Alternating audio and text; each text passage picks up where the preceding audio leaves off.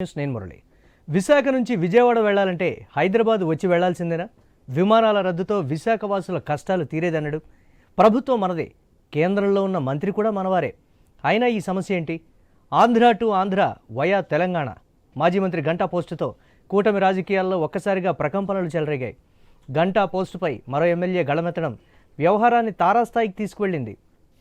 ఉదయం పూట విజయవాడకు విమాన కనెక్టివిటీ లేదన్న ఆయన విజయవాడలో పార్టీ మీటింగ్లు, ప్రభుత్వ అవసరాలకు వెళ్లాలంటే చాలా ఇబ్బందిగా ఉందని ఆవేదన వ్యక్తం చేశారు. వ్యాపార వర్గాలు సహా అందరూ విశాఖను పూర్తిగా వదిలేశారన్న అభిప్రాయంతో ఉన్నారని సంచలన వ్యాఖ్యలు చేశారు. ఆంధ్రప్రదేశ్ ఆర్థిక రాజధాని విశాఖ నుంచి ఆంధ్రప్రదేశ్ పరిపాలనా రాజధాని అమరావతి వెళ్లాలంటే తెలంగాణ రాజధాని హైదరాబాద్ మీదుగా వెళ్లాల్సి రావడం బాధాకరమంటూ గంటా ట్వీట్ చేశారు. గంటా పోస్టుతో కూటమి ప్రభుత్వ వర్గాల్లోనూ చర్చకు దారితీసింది. ఎందుకు ఈ పరిస్థితి? విశాఖ విజయవాడ మధ్య నడిచే విమానాలు రద్దుతో నేతలకే కాదు పారిశ్రామికవేత్తలకు ఇబ్బందేనా? ఇప్పుడు ఇదే అంశంపై చర్చిద్దాం.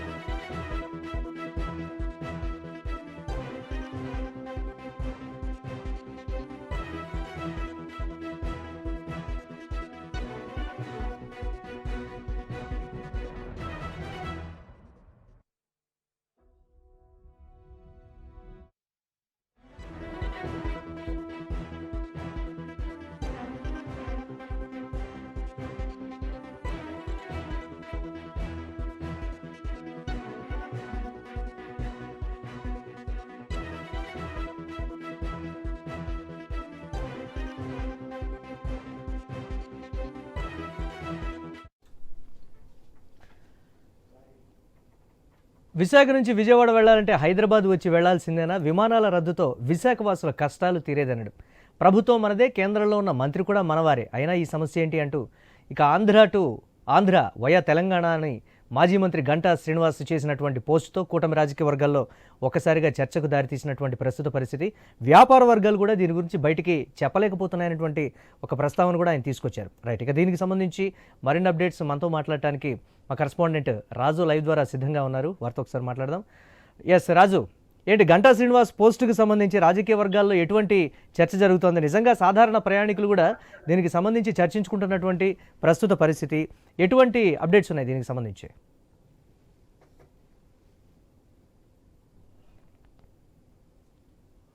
ఎస్ రాజు. మురళి, ఏదైతే అంత దినదిన అభివృద్ధిగా చెందుతున్నటువంటి విశాఖపట్నం ఆంధ్రప్రదేశ్ లో అత్యంత కీలకమైనటువంటి మహానగరం, ఒక ఆర్థిక రాజధానిగా కూడా ఇప్పుడైతే విశాఖపట్నం రూపొందుతున్న నేపథ్యంలోనే ఇక్కడ సౌకర్యాలు కల్పించాల్సిన పరిస్థితి ఉంది. విమాన ప్రయాణాలను పెంచాల్సిన అవసరం ఉంది. అయితే ఇప్పుడు ఇది తాజాగా కూడా స్వయంగా కూటమి పార్టీకి చెందినటువంటి అధికార పార్టీ ఎమ్మెల్యే ఒక ట్విట్టర్లో పెట్టినటువంటి పోస్ట్ వివాదానికి దారి తీస్తుంది. ఎందుకంటే విశాఖపట్నం నుంచి విజయవాడ చేరుకోవాలి అనేసి అంటే నేరుగా విమాన సర్వీసులు లేవు. కాబట్టి వ్యాపార లావాదేవీల కోసం కావచ్చు, లేదా రాజకీయ సమావేశాల కోసం కావచ్చు, అధికారిక సమావేశాలకు కావచ్చు, విశాఖపట్నం నుంచి విజయవాడ చేరుకోవాలి అంటే కనీసం 3 నుంచి 4 గంటల సమయం పడుతుంది. హైదరాబాద్ వెళ్ళి, అంటే ఆంధ్రప్రదేశ్ లోని ఆర్థిక రాజధానిగా ఉన్నటువంటి విశాఖపట్నం నుంచి తెలంగాణ రాజధాని హైదరాబాద్ వెళ్ళి అక్కడి నుంచి ఆంధ్రప్రదేశ్ రాజధాని విజయవాడ రావాల్సి ఉంది అంటూ కూడా భీమిలి ఎమ్మెల్యే మాజీ మంత్రి టీడీపీ సీనియర్ నాయకుడు గంటా శ్రీనివాస్ గత 4 రోజుల క్రితం ట్విట్టర్ లో పెట్టినటువంటి పోస్టు ఇప్పుడు వివాదాస్పదంగా మారింది. ఇది ఆ పార్టీకే కాదు, అధికార పరంగా కూడా వాళ్ళని వేలెత్తి చూపే విధంగా ఉంది అంటూ కూడా విమర్శలు తలెత్తుతున్నాయి. ఎందుకంటే విశాఖపట్నాన్ని ఒక ఏపీకి ఒక గుండెకాయలా తయారు చేయాలి అనేది అయితే గత ప్రభుత్వం చేసింది. ఇప్పుడు ప్రభుత్వం కూడా ఆలోచన చేస్తుంది. ఇక్కడికి అంతర్జాతీయ స్థాయిలో ప్రమాణాలు రాబోతున్నాయి, వ్యాపారస్తులు రాబోతున్నారు, పరిశ్రమలు రాబోతున్నాయి, ఇక లూలు అంటే మాల్స్ రాబోతున్నాయి, ఇంకా ఇన్బాలట్ మాల్స్ అని చెప్పి కూడా ఎన్బ్రిట్ మాల్స్ అని కూడా వస్తున్నాయి. ఇలాంటి నేపథ్యంలో విదేశాల నుంచి కావచ్చు, ఇక ఇతర ప్రాంతాల నుంచి కావచ్చు వచ్చేటువంటి డెలిగేట్స్ కి, ప్రతినిధులకి విమాన సౌకర్యాలు కూడా కల్పించలేకపోతున్నామా అనేటువంటి ఒక అనుమానాన్ని లేవనెత్తుతూ కూడా గంటా శ్రీనివాస్ చేసినటువంటి వ్యాఖ్యలు ఉన్నాయంటూ కూడా విమర్శలు వస్తున్నాయి. అంటే ఇప్పుడు చేసినటువంటి పోస్ట్ ఏదైతే ఉందో దాని మీద విమర్శలు లేవనెత్తున్నాయి. దీనికి ఊతమిస్తూ కూడా అంటే గంటా శ్రీనివాస్ వ్యాఖ్యలకు ఊతమిస్తూ కూడా Visakha north MLA BJP floor leader Vishnukumar Raju కూడా వత్తాసు పలకడం ఇది ఇప్పుడు వివాదాస్పదంగా మారింది. ఎందుకంటే విశాఖపట్నం వాస్తవంగా చూసుకుంటే ఎంతో మంది ఇక్కడ ఉపాధి కోసం రావచ్చు, అదే విధంగా ఉద్యోగాల నిమిత్తం కానీ పారిశ్రామికవేత్తలుగా కూడా ఇప్పుడు అభివృద్ధి చెందుతున్నటువంటి విశాఖపట్నం, ఈ విశాఖపట్నానికి సరైన సర్వీసులు లేవు అనేది అయితే భీమిలి ఎమ్మెల్యే గంటా శ్రీనివాస్ వ్యాఖ్యగా మనం చూసుకోవచ్చు. ఇక భోగాపురం దగ్గర అంతర్జాతీయ విమానాశ్రయం కడుతున్నారు. ఆ అంతర్జాతీయ విమానాశ్రయం కడితే ఇక ఉత్తరాంధ్ర రూపురేఖలే మారిపోతాయి అని చెప్పి ప్రభుత్వం చెప్తుంది. అలాంటి నేపథ్యంలో విమాన సర్వీసులు కూడా వేసుకోలేకపోతున్నామా అనేటువంటి ఒక ఆవేదన అయితే భీమిలి ఎమ్మెల్యే వ్యక్తం చేస్తారని కూడా తెలుస్తుంది. అంటే ఆయన పోస్ట్ ద్వారా ఆయన మనోభాగతం అయితే అర్థమవుతుంది. ఇది నిజంగా వాస్తవంగా సమస్యగానే చెప్పుకోవచ్చు. ఎందుకంటే విశాఖపట్నం నుంచి నిత్యం కూడా ఎంతో మంది ప్రయాణిస్తుంటారు, విదేశాల నుంచి పర్యాటకులు వస్తుంటారు. అదేవిధంగా విజయవాడ వెళ్ళాలన్నట్టు కూడా ఎంత సమస్యను ఎదుర్కోవాల్సి వస్తుంది అనేది అయితే గంటా శ్రీనివాస్ అభిప్రాయంగా తెలుస్తుంది. మరి దీనికి సంబంధించి కూడా అయితే దీని మీద ప్రభుత్వం కూడా రియాక్షన్ చాలా సీరియస్ గానే ఉంది. ఎందుకంటే కేంద్ర పౌర విమానయాన శాఖ మంత్రిగా ఉన్నటువంటి రామ్మోహన్ నాయుడు తెలుగుదేశం పార్టీకి చెందిన వ్యక్తి, మరోవైపు అధికారంలో ఉన్నటువంటి వ్యాఖ్యలు చేసినటువంటి భీమిలి ఎమ్మెల్యే గంటా శ్రీనివాస్ కూడా అధికార పార్టీకి చెందినటువంటి వ్యక్తే. వీళ్ళు సామరస్యంగా మాట్లాడుకోవచ్చు, ఫోన్ లో చెప్పుకోవచ్చు, దాని వేరే విధంగా కూడా సమస్యను పరిష్కరించుకోవచ్చు. కానీ ట్విట్టర్ లో పెట్టాల్సినంత అవసరం ఏమొచ్చింది అంటే ఈ సమస్యని ఏ విధంగా మనం చూడాలి అనేది అయితే ప్రశ్నార్థకంగా మారుతుంది. ఇలాంటి నేపథ్యంలో విశాఖ భీమిలి ఎమ్మెల్యే పెట్టినటువంటి పోస్ట్ వివాదాస్పదంగా మారింది.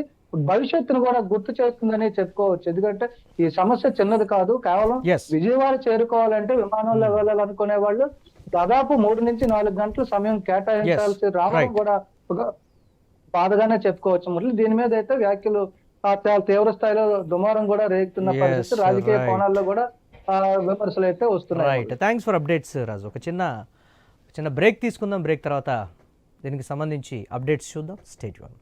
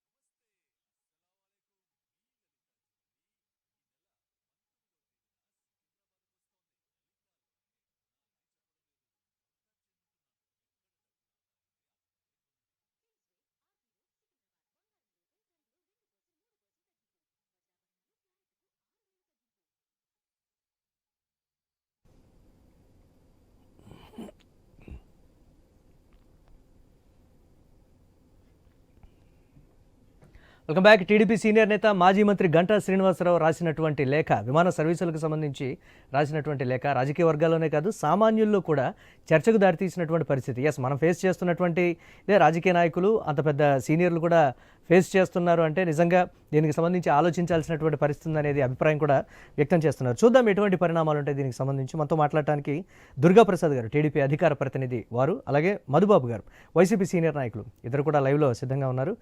ముందుగా దుర్గాప్రసాద్ గారు నమస్తే. Good afternoon. గంటా శ్రీనివాసరావు లాంటి నేత నేరుగా ఆ ట్విట్టర్లో అభిప్రాయాన్ని వ్యక్తం చేశారు అని అంటే, సరే సామాన్యులు ఫేస్ చేస్తున్నారు, సరే సామాన్యులు చెప్తే పరిగణలోకి తీసుకుంటారో లేదో పక్కన పెడితే, గంటా శ్రీనివాసరావు లాంటి సీనియర్ రాజకీయ నేత మాజీ మంత్రి స్వయంగా ట్విట్టర్లో అది పెట్టారు అని అంటే నిజంగా విశాఖపట్నం టు విజయవాడ రావాలి అని అంటే వయా తెలంగాణ వచ్చి మాత్రం వెళ్లాల్సినటువంటి పరిస్థితి ఉందా? ఆంధ్రప్రదేశ్లో ఆ మాత్రం విమాన సర్వీసులు కూడా, విమాన సేవలు కూడా వినియోగించుకునేటువంటి పరిస్థితులు లేవా అంటే ఏం చెప్తారు మీరు? మురళి గారు, అది ప్రజా సమస్య ఒకటి. వ్యాపారవేత్తలు కానీ రాజకీయ నాయకులు కానీ విశాఖపట్నం నుంచి డైరెక్ట్ విజయవాడ పోవాలంటే అసౌకర్యంగా ఉన్న మాట నిజం అది. ఉమ్, తప్పే ఉంది. ఆయన మాజీ మంత్రి కావచ్చు, ఎమ్మెల్యే కావచ్చు, ఒక రిప్రజెంటేషన్ త్రూ ట్విట్టర్ ద్వారా ఇచ్చాడు మీడియాలో. ఏం దాంట్లో తప్పు పట్టాల్సిన అవసరం లేదు. అసెంబ్లీలో ఒక్క విషయం గుర్తుపెట్టుకోవాలి, దీంట్లో పెద్ద ఏదో ఉందని చర్చ పెట్టాల్సిన అవసరం కూడా లేదు. ఎందుకంటే అసెంబ్లీలో అనేక నియోజకవర్గాలలో ఈవెన్ ఎన్డీఏలో ఉన్న ఎమ్మెల్యేలు కూడా మొన్న అసెంబ్లీ జరిగినప్పుడు చూసినాం.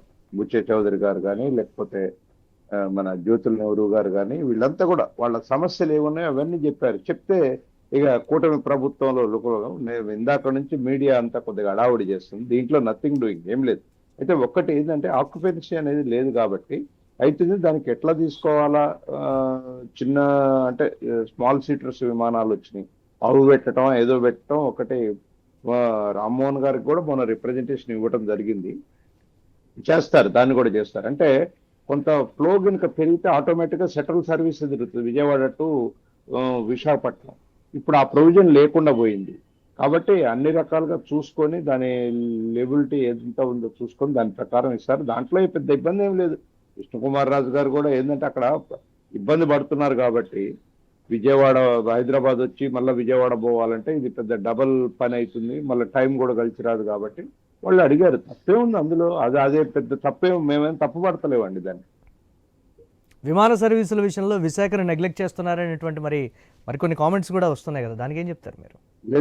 అది దాని కింద ఇష్టం వచ్చినట్టు కామెంట్స్ పెడతారు, అది వేరుగానే. ఉమ్, విశాఖపట్నాన్ని నెగ్లెక్ట్ చేసే సమస్య లేదు. విశాఖపట్నాన్ని ఆర్థిక రాజధానిగా తెలుగుదేశం పార్టీ 2014లోనే ప్రకటించాం మేము. దానికి కట్టుబడి ఉన్నాం. అందుకనే చూసాం ఈ మధ్య పెట్టుబడులు అన్ని కూడా వైజాగ్ ఎక్కువ భాగం వచ్చాయి. వైజాగే కాదు, వైజాగ్ తీర ప్రాంతంలో కానీ మిగతా ప్రాంతాలకు కూడా వస్తున్నాయి. కానీ వైజాగ్ మీద కొద్దిగా ఎక్కువ కాన్సన్ట్రేట్ చేశారు. ఎందుకంటే ఇప్పుడు ఉన్నటువంటి అన్ని సిటీస్ లో కల్లా గుంటూరు, విజయవాడ, తిరుపతి వీటన్నిటికన్నా కూడా విశాఖపట్నం కొద్దిగా అంటే పెట్టుకునే వాళ్ళకి సోర్సెస్ కానీ బయట నుంచి వచ్చే వాళ్ళకి విమానాలు అవన్నీ సర్వీసులు ఉంటాయి కాబట్టి ఇంటర్నేషనల్ ఎయిర్పోర్ట్ కూడా ఉంటుంది కాబట్టి ఇదంతా జరుగుతుంది. కాబట్టి నో ప్రాబ్లం. విశాఖపట్నాన్ని తెలుగుదేశం పార్టీ బ్రహ్మాండంగా హక్కును చేర్చుకొని బ్రహ్మాండమైనటువంటి ఫైనాన్షియల్ రాజధానిగా తయారు చేస్తుందండి. ఫైనాన్షియల్ హబ్ గా తయారు చేస్తాం. బొంబాయి ఏ విధంగా అయితే ఉన్నదో, మహారాష్ట్రకు బొంబాయి ఏ విధంగా అయితే ఫైనాన్స్ రాజధానిగా ఉందో, విశాఖపట్నం ఆంధ్రప్రదేశ్ కి ఫైనాన్స్ రాజధానిగా 100% ఉంటుంది.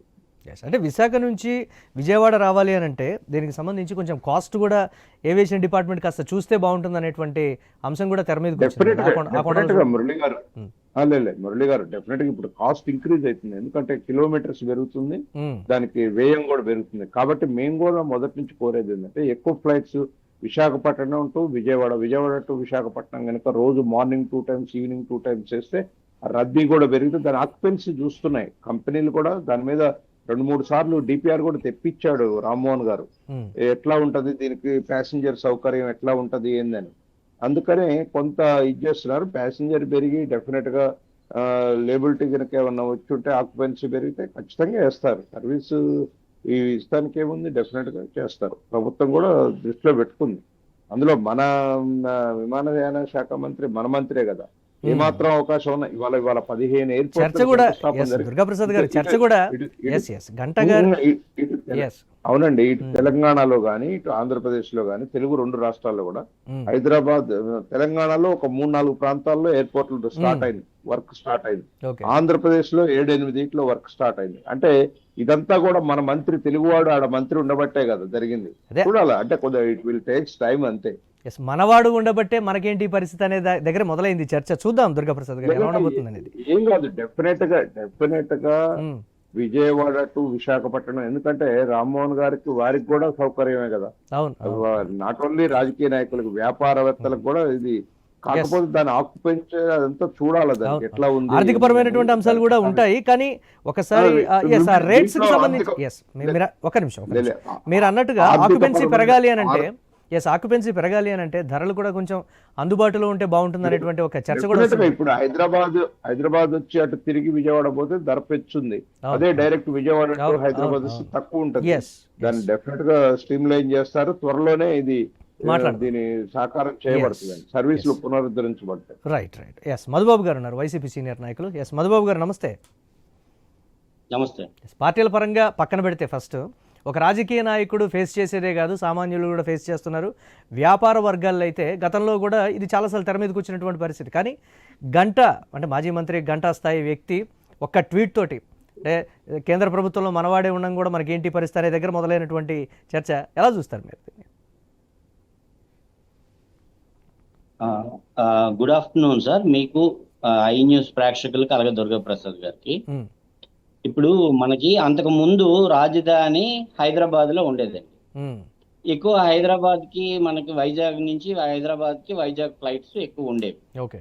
అప్పుడు చాలా ఈజీగా అందరూ కూడా ప్రయాణం చేయగలిసేవారు. ఉమ్, కానీ సుమారు మనకి విజయవాడ క్యాపిటల్ ఏర్పడిన నుంచి సుమారు 10 సంవత్సరాలు అయింది ఇప్పటికి. ఈ 10 సంవత్సరాల్లో కూడా విజయవాడ మనకి ఒక 600 కిలోమీటర్స్ కాబట్టి చాలా మంది ఎమ్మెల్యేలు కానీ వెహికల్స్ లోనే వెళ్ళిపోతుండేవారు. కానీ ఇప్పుడు చాలా సమయాభావం, సెక్రటేరియట్ పనులు, ఆ తర్వాత ఆర్థిక వ్యవహారాలు చూడాలి కాబట్టి విజయవాడ ఫ్లైట్స్ ఎక్కువ ఉండాల్సిన పరిస్థితి ఏర్పడింది. ఉమ్, దాంతో పాటు ఏంటంటే వ్యాపార లావాదేవీలు కానీ అలాగే మళ్ళీ ఆర్థిక లావాదేవీలు కానీ విజయవాడ వైజాగ్తో ఎక్కువ సంబంధాలు ముడిపడి ఉన్నాయి. ఇప్పుడు వైజాగ్ ఆర్థికంగా ఆర్థిక క్యాపిటల్ చేయడానికి కానీ లేదా విజయవాడ మెయిన్ క్యాపిటల్ కానీ ఇప్పుడు ఈ రెండు మధ్యలో ఖచ్చితంగా ఉండాల్సిన పరిస్థితి ఉంది. ఆయన మన గంటా శ్రీనివాసరావు గారు చెప్పింది 100% వాస్తవం. దీని మీద ఇప్పుడు ఈ 10 సంవత్సరాల్లో ప్రజాప్రతినిధులు ఎవరు కూడా దృష్టి పెట్టకపోవడం అనేది చాలా దురదృష్టకరం అండి. ఎందుకంటే మార్నింగ్ వెళ్ళి ఈవినింగ్ ఫ్లైట్ కి వచ్చేసే వాళ్ళు ఉంటారు, మధ్యాహ్నం మళ్ళీ వెళ్ళి ఈవినింగ్ ఫ్లైట్ కి వచ్చేసే వాళ్ళు ఉంటారు. కాబట్టి తర్వాత మీరు చూస్తే హైదరాబాద్ వెళ్ళి హైదరాబాద్ నుంచి విజయవాడ వెళ్ళి విజయవాడ నుంచి ఎప్పుడు వాళ్ళు పని ముగించుకొని రావడానికి ఛాన్స్ ఉంటుంది. చాలా తర్వాత ఏంటంటే ఎక్కువ అమౌంట్ కూడా ఎక్కువ, ఫ్లైట్ ఛార్జెస్ కూడా ఎక్కువ అవుతున్నాయి హైదరాబాద్ వెళ్ళి విజయవాడ వెళ్ళడానికి. అలాగే దాంతో పాటు రిటర్న్ కూడా రావడానికి చాలా ఎక్కువ టైం తీసుకుంటుంది. దాంతో పాటు ఆర్థికపరమైన భారం ప్రతి ఒక్కరికి ఏర్పడుతుంది. మెయిన్ ముఖ్యంగా రాజకీయ నాయకులకు కానీ లేకపోతే ప్రజాప్రతినిధులకు కానీ లేదంటే వ్యాపారస్తులకు కానీ అమౌంట్ వాళ్ళు అవసరాన్ని బట్టి పెట్టేస్తారు. కానీ టైం అండి చాలా టైం వాల్యూ కాబట్టి దాన్ని దృష్టిలో పెట్టుకొని ఇప్పుడు యంగ్ గ్లోబల్ అవార్డు కూడా రావడం జరిగింది రామ్మోహన్ నాయుడు గారికి. ఆ విధంగా ఈ లోపలే కృషి చేసి ఉంటే బాగుందనేది ప్రతి ఒక్కరి అభిప్రాయం. దాన్ని ఏంటంటే ఆయన రిప్రజెంటేషన్ పరంగా గంటా శ్రీనివాసరావు గారు చెప్పు ఉండొచ్చు, కానీ ఆయన తాలూకా ఇమేజ్ కూడా పెరగడానికి, అంటే నేను ఈ సమస్యపై దృష్టి పెట్టాను అని చెప్పడానికి ఈ విధంగా సోషల్ మీడియాను లేకపోతే ట్విట్టర్ను ఉపయోగించుకొని చేయడం కూడా అంటే వైసీపీ మధుబాబు గారు వైసీపీ అభిమానులు కావచ్చు కార్యకర్తలు లేదు. వైసీపీ అభిమానులు కావచ్చు కార్యకర్తలు కావచ్చు కొంతమంది సోషల్ మీడియాలో చేస్తున్నటువంటి కామెంట్స్ ఏంటి అంటే రాజధాని మూడు రాజధానుల అంశం ఉన్నంత వరకు కూడా విశాఖపట్నం నుంచి సర్వీసులు కావచ్చు అభివృద్ధి కావచ్చు అంతా బాగానే ఉంది. సో అమరావతికి క్యాపిటల్ ఎప్పుడైతే మళ్ళీ తెలుగుదేశం అంటే కూటమి ప్రభుత్వం అధికారంలోకి వచ్చిన తర్వాత షిఫ్ట్ అయిందో వైజాగ్ని కంప్లీట్గా అన్ని రంగాల్లోనూ నిర్లక్ష్యం చేశారు. అందులో ఇదొకటి అనేటువంటి ఒక మాట కూడా వైసీపీ అభిమానులు కార్యకర్తలు సోషల్ మీడియాలో పెడుతున్నారు. దాన్ని ఎలా చూడాలి మనం? అంటే అదే నేను చెప్తున్నాను కదా, ఈ పాలకులు ఈ 9 సంవత్సరాలుగా వైజాగ్ క్యాపిటల్ పెడతాము అని అనుకున్నప్పుడు విజయవాడ నుంచి వైజాగ్ పెట్టినా కూడా విజయవాడ నుంచి మనకి అక్కడి నుంచి విమానాలు కూడా ఉండాల్సిన పరిస్థితి ఉంది. కానీ ఏ రోజు కూడా పాలకులు దృష్టి పెట్టలేదని నేనైతే చెప్తున్నాను. దాని పరంగా చూసుకుంటే ఈవెన్ ఇప్పుడు 2024లో గత ఐదేళ్లలో అన్ని బాగున్నాయి. ఈ 9 నెలలు 10 నెలల కాలంలోనే ఈ పరిస్థితులు అనేటువంటి ఒక మాట చెప్తున్నారు. దాని గురించి అడుగుతున్నాను నేను. లేదండి, నేనైతే 9 సంవత్సరాల నుంచి కూడా విజయవాడకి వైజాగ్ కి ఏమాత్రం ఒక వందే భారత్ ట్రైన్ తప్ప ఇంకేమైనా ఏది సౌకర్యాలు కూడా మెరుగుపడలేదనే చెప్పగలం. ఎందుకంటే అది వాస్తవం. విజయవాడ వెళ్ళినప్పుడు కూడా ప్రతి ఒక్కరు వెహికల్స్ లోనే, ప్రజాప్రతినిధులు అందరూ కూడా వెహికల్స్ లోనే వెళ్ళారు తప్ప ఎవరు కూడా ఫ్లైట్ కి ఎక్కువ టైం పెట్టలేదు. ఎందుకంటే చాలా టైం తీసుకోవడం, తర్వాత ఆర్థిక పరంగా కూడా చాలా ఎక్కువ. విజయవాడ వెళ్ళాలంటే అట్లీస్ట్ 9,000 ఇలాగా వైజాగ్ నుంచి 9,000 చూపించేది, అది హైదరాబాద్ మీదుగా వెళ్ళడం. అలాగే విజయవాడ నుంచి వచ్చినప్పుడు కూడా బెంగళూరు లేకపోతే హైదరాబాద్ లేకపోతే చెన్నై నుంచి వెళ్ళి మళ్ళీ వైజాగ్ వచ్చే ఫ్లైట్స్. ఈ విధంగా ఉండడం వల్ల చాలా టైం టేకింగ్ ప్లస్ ఆర్థిక పరంగా కూడా ఎక్కువ అమౌంట్ అవుతుంది. కాబట్టి ఎప్పటికైనా దీన్ని ఆయన ట్విట్టర్ లో పెట్టనియండి, సోషల్ మీడియాలో పెట్టనియండి, ఒక ఎమ్మెల్యే ప్రతినిధిగా ఆయన తాలూకా వైజాగ్ దగ్గర ఉన్న వ్యక్తిగా ఓ ప్రెజెంటేషన్ అనేది ఆయన ఇవ్వడం జరిగింది. దాన్ని మనం నెగిటివ్ గా తీసుకోకుండా ప్రజా సమస్యగా తీసుకొని చేస్తే ప్రజా ప్రతినిధులకు కానీ లేకపోతే ఆర్థిక పరంగా వ్యాపారస్తులకు కానీ అందరికీ ఉపయోగపడే పరిస్థితి ఉంటుంది. దాన్ని ఏంటంటే ఇప్పుడు కేంద్ర పౌర విమానయాన శాఖ మంత్రి గారు ఇమీడియట్ గా దానిపై చర్యలు తీసుకొని ఆయన తలుచుకుంటే ఇండిగో విమానాలు కానీ ఎయిర్ ఇండియా ఎక్స్ప్రెస్ కానీ ఇమీడియట్ గా వేస్తే దాన్ని పునరుద్ధరించినట్టు ఉంటది. కూటమి ప్రభుత్వం, బీజేపీ గవర్నమెంట్ కూడా, బీజేపీ దీంట్లో ఆయన ఉన్నారు, అలాగే కూటమి ప్రభుత్వం మొత్తం ఈ 3 పార్టీలు ఉన్నాయి. కాబట్టి ప్రజలకు అవసరమైనది మన చర్చ, ఇప్పుడు మీరు మంచి చర్చ పెట్టారు, ప్రజలకు అవసరమైనది ఇమీడియట్ గా ఎవరు రిప్రజెంటేషన్ చేసినా వాళ్ళ పార్టీ ఎమ్మెల్యే రిప్రజెంటేషన్ చేశారు కాబట్టి ఇమీడియట్ గా యాక్షన్ తీసుకొని అది పని మనకి కంప్లీట్ అయితే అందరూ కూడా హ్యాపీ, సంతోషిస్తారు. అప్పుడు గంటా శ్రీనివాసరావు గారు చెప్పారా లేకపోతే ఇంకొకరు చెప్పారా అనేది సమస్య ఉండదు. అదే వైఎస్ఆర్ పార్టీ వాళ్ళు చెప్పారనుకోండి, దాన్ని ఇంకొక విధంగా రాజకీయంగా తీసుకోవచ్చు.